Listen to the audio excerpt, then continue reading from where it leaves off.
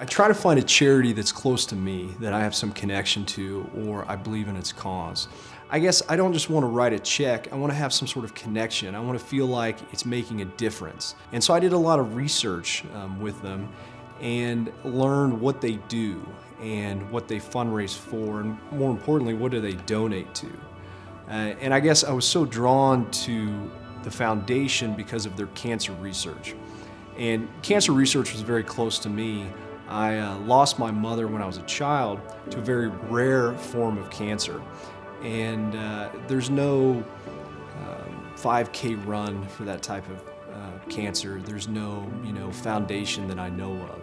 And so I always felt like I was searching for some type of charity that I could be involved with or donate to in honor of my mother. And I could never find that. And it was kind of serendipitous when my friend talked to me about the Kansas Masonic Foundation, because at that time I was looking for something, and I figured out how much they donate to the universities for cancer research and all the wonderful things that they do, and I felt like it was a perfect match. And so that was my motivation to donate to them. Freemasonry is the oldest fraternity in the world. As a matter of fact, we're celebrating our 300th anniversary this year. The core principles of being a Mason is brotherly love, truth, and relief being charity.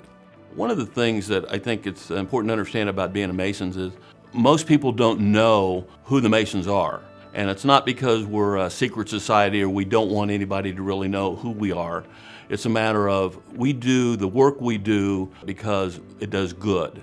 And we're not interested in making a big deal out of it and having people pat us on the back for the work that we do. The Kansas Masonic Foundation was created 50 years ago to provide the philanthropic arm of Kansas Masons. It's an important element. It's one of our core principles of relief and charity and giving back.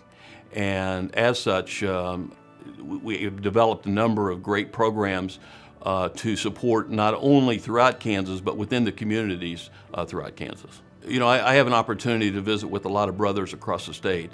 And as we sit down and visit with John about the 50th anniversary, I think says a lot about John is as we went through the programs and we talked about what we wanted to do and where we're going, he instantly said, I want to be part of that, and I want to be a lead donor in making that possible. I think that tells you a lot about the individual that he is.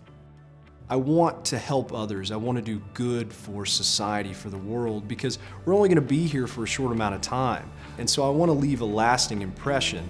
And that lasting impression isn't going to be things that I do for myself or things that I buy.